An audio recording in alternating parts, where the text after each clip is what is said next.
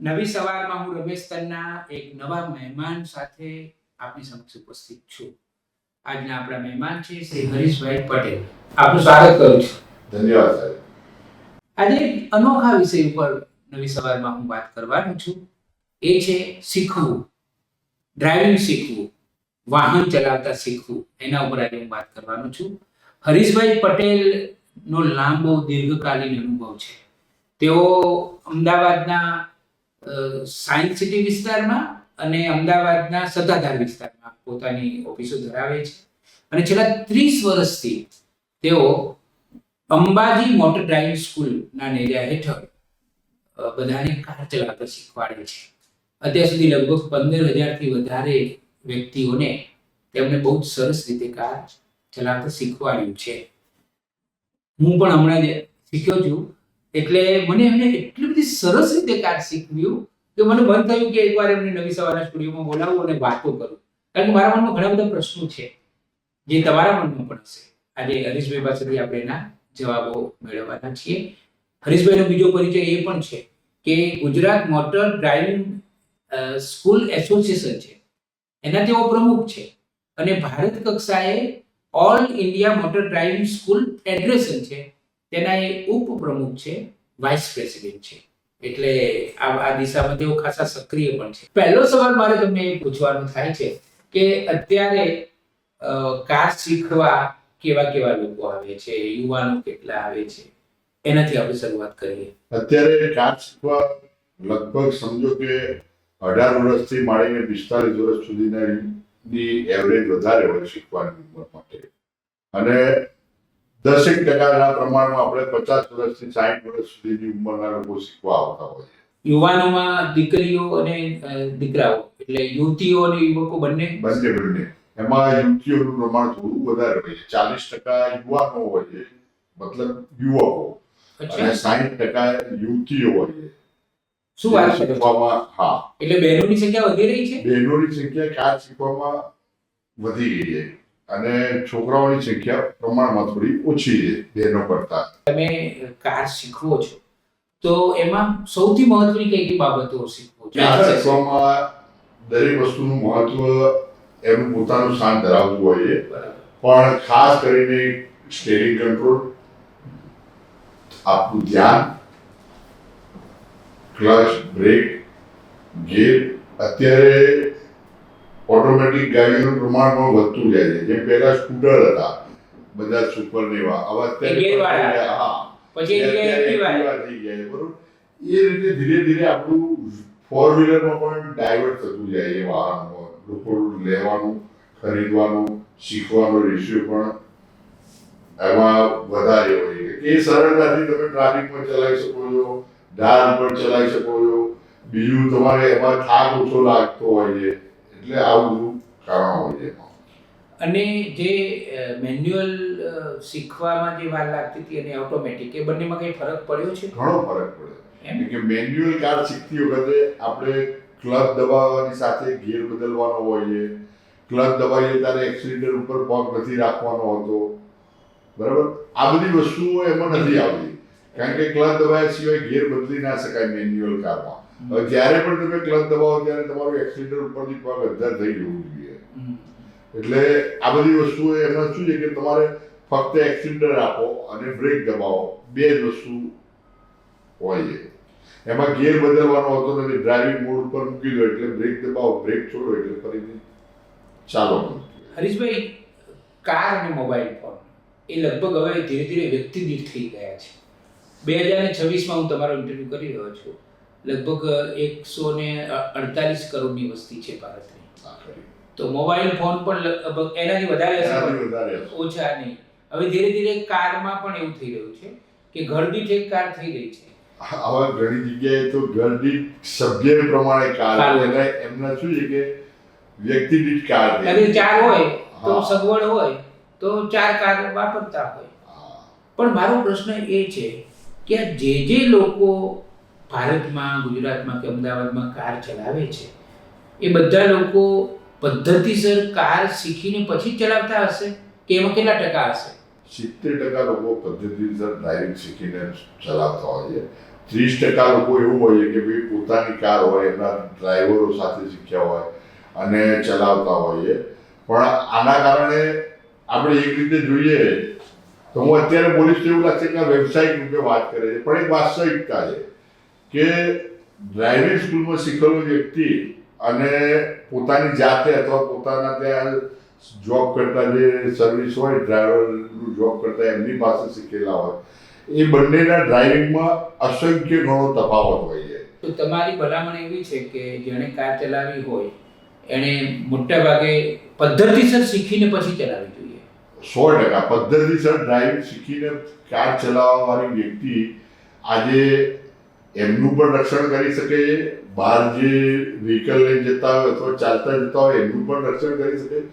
જિંદગી પૈસા કરતાં બહુ મહત્વની હોય છે. ભારતમાં, ગુજરાતમાં કે અમદાવાદમાં જે માર્ગ અકસ્માતો થઈ રહ્યા છે એમાં જો બહુ જ ગંભીરતા સાથે જે વ્યક્તિઓને કાર ચલાવી છે, વાહન ચલાવવું છે, એ લોકો પદ્ધતિસરની તાલીમ લઈને પછી ચલાવે તો ફરક પડે?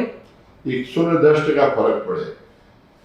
સમજી લો અત્યારે હાલ આપણે કેન્દ્ર સરકારનું એક એવું આહવાન છે કે 2030 સુધીમાં 0 એક્સિડન્ટ સુધી પહોંચવું એવું આપણે પ્રયત્ન કરીએ એમ દેશમાં. પણ 0 એક્સિડન્ટ સુધી નહીં પહોંચવાનું કારણ દર વર્ષે એક્સિડન્ટ પ્રમાણ વધવાનું મુખ્ય કારણ કે પદ્ધતિસર ડ્રાઇવિંગનો જે અભાવ છે. હું તમને સમજાવું, દાખલા તરીકે એક ઉદાહરણ આપું, આપણે બીજા ઉપર નથી લેતો, ઉદાહરણ હંમેશા મારા ઉપર જ આપતો હોઉં છું કે મારો દીકરો છે, મારી પાસે કાર છે, બરોબર, મને કાર ચલાવતા આવડે છે, મારા દીકરાને મેં કાર ચલાવતા શીખવાડી દીધું, પણ એના જે પ્રોપર નિયમો કે ભાઈ વળાંકમાં, હાઈવે ઉપર, ટ્રાફિકમાં કઈ વસ્તુનું ધ્યાન રાખવું, હાઈવે ઉપર 20 ફૂટ દૂર તમારી સલામતીનું અંતર રાખવાનું હોય છે. તમે સમજો કે હાઈવે ઉપર કેવું હોય કે બને ત્યાં સુધી મોટા વાહનો જતા હોય છે, બરાબર, મોટા વાહનની આગળ શું છે તમને દેખાય નહીં, બરાબર. સમજી લો કે આગળ તમારી આગળ ટ્રક છે, તમે ગાડી લઈને બરોબર પાછળ ચલાવો છો, ટ્રકની આગળ કંઈ પણ વસ્તુ આવી ગઈ એને એ બ્રેક મારવાનો છે, એ બ્રેક મારી તમારી ગાડી ક્યાં જવાની? સીધી અંદર ઘૂસી જવાની છે, બરોબર. તો આવું ના થાય. આના માટે સલામતી માટે આપણે શું કરવું જોઈએ કે ભાઈ આગળ જે બી મોટું વાહન છે એનાથી 20-25 ફૂટ દૂર રાખીએ, એની બ્રેક લાઇટ દેખાય એટલે આપણે બ્રેક પર પગ લાવી દઈએ, એ બ્રેક કરે તો આપણે બ્રેક કરીએ તો એક્સિડન્ટનું પ્રમાણ ઘટી શકે છે સીધું, તમારો જીવ બચી શકે છે. તમે તો ન્યૂઝ ચેનલ ચલાવો છો, તમને ઘણી બધી વખત જાણવા બી મળ્યું હશે, સાંભળ્યું બી હશે કે એક ગાડી અથડે એની પાછળ 4-5 ગાડીઓ એક સાથે અથડે ગઈ, 10 ગાડીઓ અથડે ગઈ. આનું મુખ્ય કારણ શું છે કે સલામતી ડિસ્ટન્સ નહીં રાખવાનું. એટલે આ બધું શીખવું હોય તો કોની પાસે શીખવા મળે? સ્કૂલમાં ગયા વગર બી ડાયરેક્ટ 10માની એક્ઝામ આપી શકો છો, ઘરે બેસીને 12માની આપી શકો છો, છતાં પણ લાખો રૂપિયા ખર્ચીને તમારા દીકરા દીકરીઓને કેમ તમે સ્કૂલમાં અભ્યાસ કરવા મૂકો છો કે પાયાનું ઘડતર મળે, એને નોલેજ મળે, સ્ટેપ બાય સ્ટેપ જેમ એની ઉંમર વધે એમ એને જે વિષયોનું જ્ઞાન લેવાનું જે મળે. માટે તમે લાખો રૂપિયા આજે ફીઓ મોંઘી છતાં બી મૂકો છો, બરોબર, એમાં હરીફાઈ લગાવો છો ભાઈ મારો છોકરો આમના કરતાં વધારે સારી સ્કૂલમાં ભણે, સારું ભણે, તો આમાં કેમ નહીં? તો મારું એક એવું આપણા માધ્યમથી લોકોને વિનંતી કરવી છે કે શક્ય હોય તો તમારી નજીકની કોઈ પણ ડ્રાઇવિંગ સ્કૂલમાં તમે જાઓ, તમે શીખો, તમને ખરેખર તમારા એ શીખવા પાછળ તમારા વસૂલ થઈ જશે, પૈસા અનેક ગણા વસૂલ થશે, એ નહીં અનેક ગણા વસૂલ થશે. સાચી વાત, એવું એક મારું મંતવ્ય છે. અને એકદમ સાચી વાત છે તમારી કે ખરેખર પદ્ધતિસર શીખીને જ વાહન ચલાવવું જોઈએ. વાહનો ચલાવવામાં મોટા ભાગે અઘરું શું પડે છે શીખવામાં? દાખલા તરીકે રિવર્સ લેવું અને એનો રસ્તો શું? કોઈ પણ વાહન ચલાવવું તમે શરૂઆતમાં અઘરું લાગે, વાહન ચલાવવું બહુ સરળ છે, એના નીતિ નિયમોનું પાલન કરો તમે. રિવર્સમાં તમને એવું શરૂઆતમાં એવું લાગે કે ભાઈ બહુ અઘરું છે, કેમ કે રિવર્સ કરતી વખતે તમારું શું છે કે તમારું ફેસ સામેની સાઈડ છે. હવે પહેલાં જેવું નથી કે પહેલાં શું હતું કે રિવર્સ આપણે બેક સાઈડ છે, હવે કેમેરા સિસ્ટમ થઈ ગઈ એટલે એમાં બી થોડું સરળ થયું છે. ભાઈ કેમેરા સિસ્ટમમાં કેવી રીતે સ્ટીયરિંગ કેટલું મૂવ કરવાની, કઈ બાજુ જાય એ તમે શીખી જાઓ તો રિવર્સ કરવું બી સહેલું છે. ક્યાંક એવું લાગે કે ભાઈ ટ્રાફિક જેવું હોય તો પાર્કિંગનું તમને થોડું વધારે પ્રેક્ટિસ કરવાથી આવી જાય. મેં એવું સાંભળ્યું હતું કે વિશ્વના ઘણા દેશોમાં તો તમે કાર બરાબર પાર્કિંગ કરી શકો ને તો જ તમે લાયસન્સ મળે. આપણે એવું થઈ ગયું. આપણે પણ એવું થઈ ગયું છે. આપણે બી હવે એવું થઈ ગયું. એમ? આપણે 2014 થી ટ્રેક આવી ગયા હતા. ઘણા જગ્યાએ નતા આવ્યા ત્યાં પણ હવે એઆઈ ટ્રેક આવી ગયો. હવે તો એના પણ હવે તો તમારે કોઈ સાહેબને રિઝલ્ટ આપવાનું નથી. એઆઈ ટ્રેક તમારા વાહન ચલાવવા ઉપર પૂરેપૂરું નિરીક્ષણ રાખે છે અને એ જે પાસ નપાસ એ જ કરે છે. અને કુલ કેટલા લોકોને તમે અત્યાર સુધી શીખ્યું છે? મેં અત્યાર સુધીમાં લગભગ 15,000 થી વધુ લોકોને મારા ડ્રાઇવિંગ સ્કૂલના માધ્યમથી મેં શીખવાડ્યું છે. એક બે એવા કિસ્સા આપને કહેશો કે કોઈ બહુ ઝડપથી શીખી ગયું હોય અને કોઈક એવો કિસ્સો અમારી જોડે શેર કરશો કે મારી પાસે એક કિસ્સો અત્યાર સુધીની લાઈફમાં એક કિસ્સો એવો છે કે એક બેન ખરેખર મને પોતાના દૂધે બેને 5 વખત પૈસા ભર્યા હતા પણ ના શીખી. કારણ કે પણ પછી મને જાણવા મળ્યું કે બેન નહીં શીખવાનું કારણ કે બેનને પોતાને પેલું ખેંચ આવતી હોય ને એટલે એ શીખી જાય ત્યારે એમને આવડતું હતું પણ ઘરે પ્રેક્ટિસ કોઈ કરવા નતું દેતું એટલે નતા શીખી ગયા. 5 વખત પૈસા ભર્યા. હા પણ પછી આ વસ્તુ જાણવા મળી પછી મેં એમને સામેથી ના તમે વાહન આવડે તો પણ ના ચલાવતા. એ તો કારણ કે કેટલી ગમે ત્યારે એમને તમે વાહન ચલાવતા હો ને ખેંચ આવી જાય તો શું છે કે તમે અકસ્માત કરી જ દેશો. એ સ્વાભાવિક વસ્તુ છે. એક કિસ્સો સાયન્સ સિટી મેં ડ્રાઇવિંગ સ્કૂલ ચાલુ કર્યા પછી મને લગભગ 63-65 ની વચ્ચેની ઉંમર હશે. એક્ઝેક્ટ ઉંમર મને યાદ નથી પણ એમની ઉંમર એ હતી. બેન અને એમના દીકરાની બહુ બંને જણે મારી પાસે એડમિશન લેવા આવ્યા. એટલે સ્વાભાવિક રીતે જે મેં મારો અનુભવ જે પ્રમાણે મેં એમને કીધું બેન તમારે શીખવું હોય તો થોડી વાર લાગે અને આ દીકરીને શીખવું હોય તો એ ઝડપથી શીખી શકે. એ બેનનો કોન્ફિડન્સ એવો હતો બેન કે હું એના કરતાં ઝડપી શીખું. અને ખરેખર લર્નિંગ લાયસન્સનો ફર્સ્ટ ટ્રાયલે પાસ થયા, ડ્રાઇવિંગ લાયસન્સનો ફર્સ્ટ ટ્રાયલે પાસ થયા કોઈના પણ સપોર્ટ વગર. બરોબર. અને લગભગ મેન્યુઅલમાં 15 દિવસની ટ્રેનિંગ હોય વધારે આપવી 21 દિવસની ટ્રેનિંગ હોય 10મા દિવસે એમનું વાહન ચલાવતા થઈ ગયા હતા. અને એ કિસ્સો હું આજે બી કોઈને કોઈ ઉંમરલાયક વ્યક્તિ શીખવા આવે ને તો એમનું ઉદાહરણ આપું છું. અને એક પોઝિટિવ એનર્જી એનાથી આવે છે લોકોને. તો એ ઉદાહરણથી એ લોકોને બી એક એનર્જી આવે છે. એ લોકો ઉંમરલાયક વ્યક્તિઓ જે વાર લાગતી હોય એ શીખે. મને પોતાને એમની પાસે કંઈક શીખવા મળ્યું કે બીજું તમારામાં કોન્ફિડન્સ હોય તો તમે કોઈ પણ વસ્તુ કરી શકો. હવે મારે જાણવું છે કે કાર ડ્રાઇવ કરતા શીખવું હોય તો કયા કયા ગુણ જોઈએ વ્યક્તિમાં, કઈ કઈ બાબતો અનિવાર્ય છે? કાર ડ્રાઇવિંગ શીખતી વખતે એક તો એમને કોઈ વ્યસન ના આવવું જોઈએ. જે નશાકીય પદાર્થ કર્યા વગર વાહન ચલાવવું જોઈએ. બરાબર. બીજી વસ્તુ જ્યારે પણ આપણે ડ્રાઇવિંગ કરતા હોઈએ ત્યારે આપણે થાકેલા ના હોવા જોઈએ. ઘણી વખત કેવું હોય તમે માર્ક કરો કે ભાઈ ઘણા લોકોને એવું કે ભાઈ 12 કલાક ડ્રાઇવિંગ કરી સળંગ હું અહીં પહોંચી ગયો 14 કલાક ડ્રાઇવિંગ પણ એ પહોંચી જવાય. પણ અકસ્માત માટે એક પલ એક ઝૂકવું એક એવું તમને જ્યારે પણ એવું લાગતું હોય કે તમારા શરીરમાં થોડું થાક લાગે છે અથવા ઊંઘ આવતી હોય બરાબર તો તમે તમારું વાહન કોઈ રેસ્ટોરન્ટ પાસે ઊભું કરો, ચા પાણી નાસ્તો કરો, કલાક ત્યાં રેસ્ટ કરો. તમારા શરીરની ક્ષમતા પ્રમાણે તમે રેસ્ટ કરો અને પછી વાહન ચલાવો. ક્યારેય તમને તકલીફ ના પડે એવું મારું માનવું. પછી એકાગ્ર રહેવું. ધ્યાન તો એકાગ્ર તો તમે વાહનની સીટ પર બેસો એટલે એ તો તમારે પરમેનન્ટ છે. પહેલું અગત્યની વસ્તુ તમારી એકાગ્રતા. જ્યારે જે લોકો બહુ વિચારતા હોય બહુ જ એવા લોકોએ બચવું જોઈએ ડ્રાઇવિંગ કરતા. એ લોકોએ જ્યારે વિચારમાં એમની જતી રહી હોય ત્યારે એમને ડ્રાઇવ થોડા સમય માટે બ્રેક કરીને ઊભું કરી દેવું જોઈએ. જ્યારે હું તમને એક દાખલો આપું, વિચાર એવી વસ્તુ છે ને કે જ્યારે તમે કોઈ વિચારોમાં ઊંડા વિચારોમાં તમે જતા રહો છો ને ત્યારે તમારી આગળથી આજુબાજુથી કોઈ પસાર થઈ ગયો ને તોય તમને ખ્યાલ નથી આવતો આમ પલભર માટે. એ વખતે અકસ્માત થઈ જાય. આવા સમયે ગંભીર અકસ્માતની પરિસ્થિતિ સર્જાઈ શકે છે.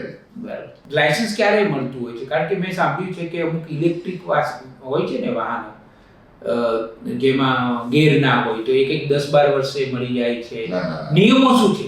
નિયમોમાં આપણે જે 2 વ્હીલર છે એ 16 વર્ષે ગેર વગરના વાહનો 50 સીસી અંદરના વાહનો મળે. 50 સીસી હોય અને ગેર વગરનું હોય. હા તો એ 16 વર્ષ પૂરા થયા હોય મળે.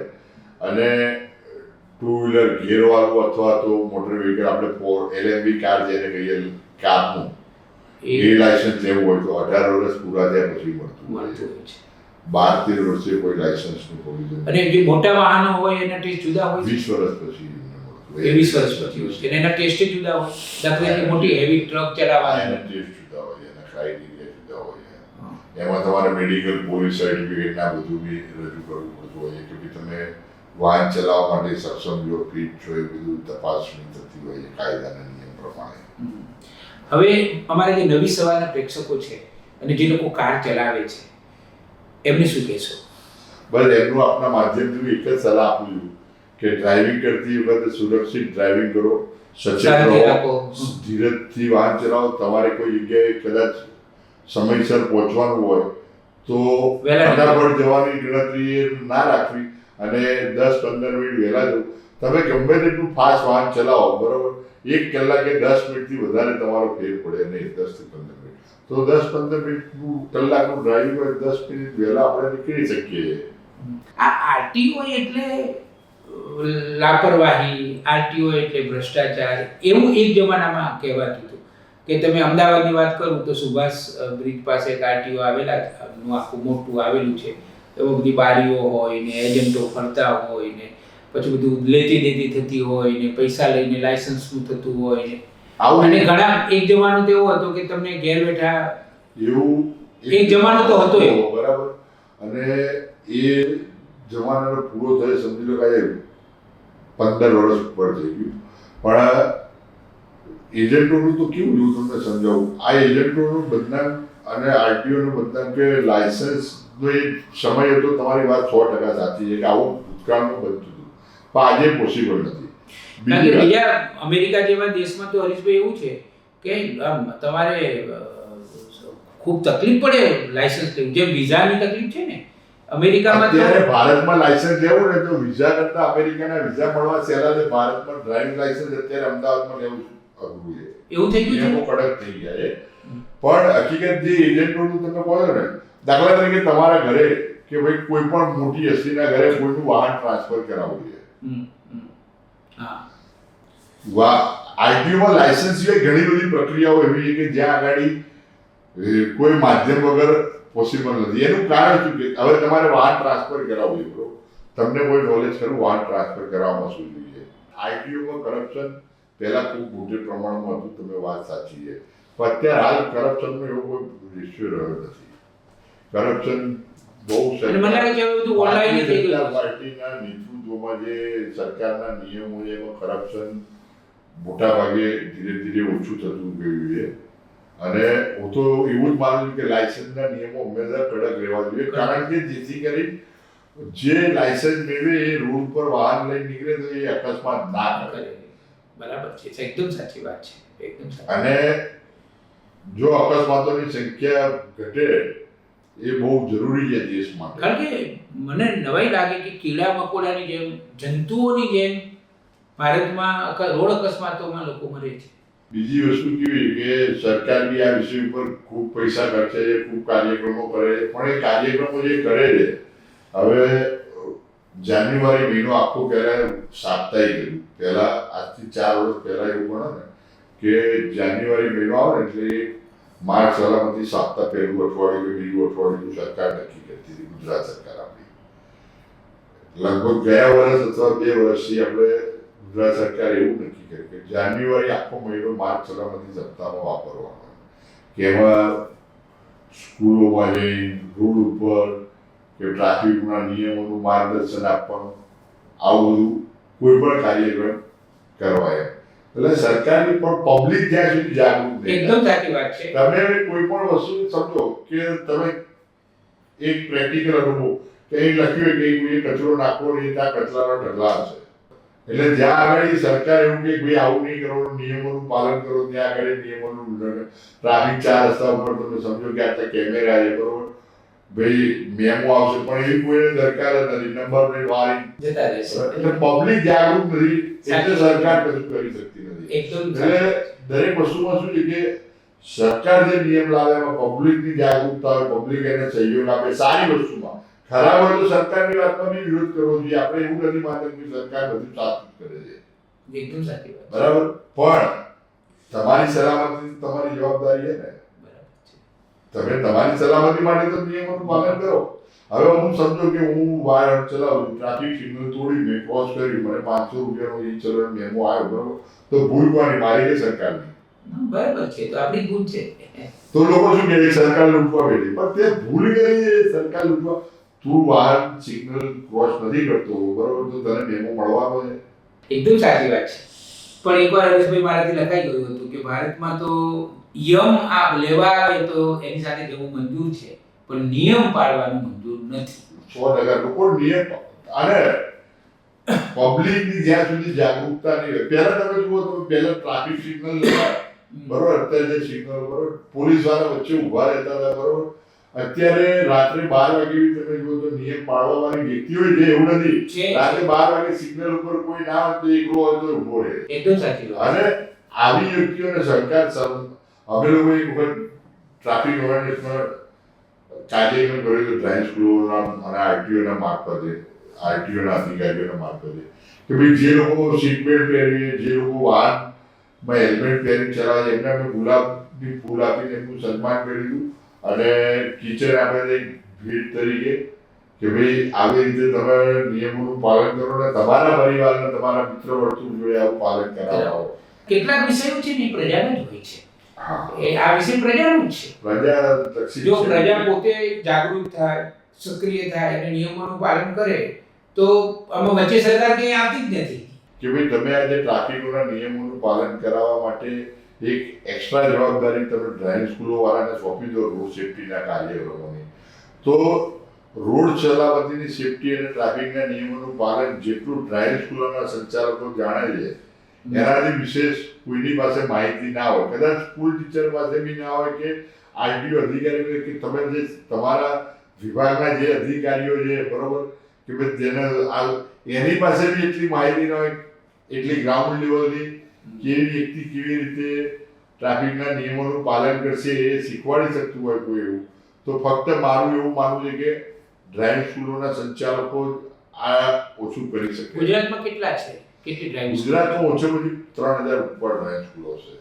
ઓછી ના કહેવાય? ઓછી કહેવાય. કારણ કે ગુજરાતની વસ્તી 6-7 કરોડની, 18,232 ગામ. આજે મેં તમને કીધું ને એ લીગલી જે ડ્રાઇવિંગ સ્કૂલોનું સર્ટિફિકેટ 3000 થી 3500 ડ્રાઇવિંગ સ્કૂલોનો રેશિયો મારી પાસે આવ્યો હતો. હવે કેવું હોય કે ભાઈ ડ્રાઇવિંગ સ્કૂલોનું પ્રમાણ એટલા માટે ઓછું છે કે ગામડાના વિસ્તારમાં, હજી હું તમને સમજાવું, ગામડાના વિસ્તારમાં ડ્રાઇવિંગ સ્કૂલોનું ચલણ નથી, સમજો. ત્યાં આગળ બધા જાતે શીખવા વાળા જ હોય છે. તો આવી બધી જગ્યાએ જે છે ને ત્યાં આગળ આની અવેરનેસની જરૂર છે. બરાબર છે. તમે ગામડે કોઈ પણ વ્યક્તિ રહેતો હોય, બરોબર, છેવાડાના ગામડા, અંદરના ગામડા, તમે એ વાહન ચલાવતો હોય, તમે એને પૂછો તું ક્યાં શીખ્યો, તો કે ક્યાં શીખવા જવાનું? જાતે શીખ્યો. એટલે આ તમે રોડ અકસ્માત માટે આ બધી વસ્તુઓ બહુ જવાબદાર છે. તો આ હતી મુલાકાત હરીશભાઈ પટેલ સાથેની. કેટલી બધી રસપ્રદ વાતો એમણે આપણી સાથે શેર કરી. એમાં માર્ગ અકસ્માતોની વાતો પણ થઈ, એમના અનુભવો પણ એમણે કેટલાક આપણી સાથે વહેંચ્યા. અને એમની વાત એ સાચી જ છે કે કેટલાક વિષયોમાં લોકોની જાગૃતિ જ મહત્ત્વની છે.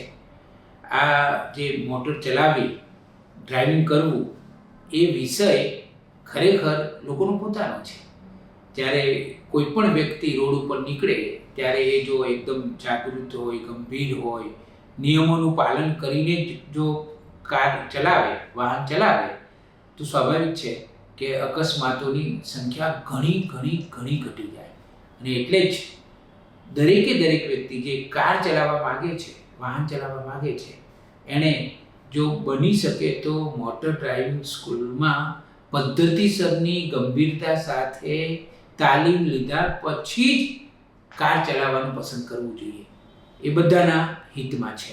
હરીશભાઈ, તમે નવી સવારના સ્ટુડિયોમાં આવ્યા અને ખરેખર ઉપયોગી થાય એવી માહિતી આપી, એ માટે આભાર. તમારો બી ખૂબ ખૂબ આભાર કે ભાઈ તમારા માધ્યમ દ્વારા હું મારા વિચારો પબ્લિક સુધી પહોંચાડી શક્યો. ધન્યવાદ. ખૂબ આભાર.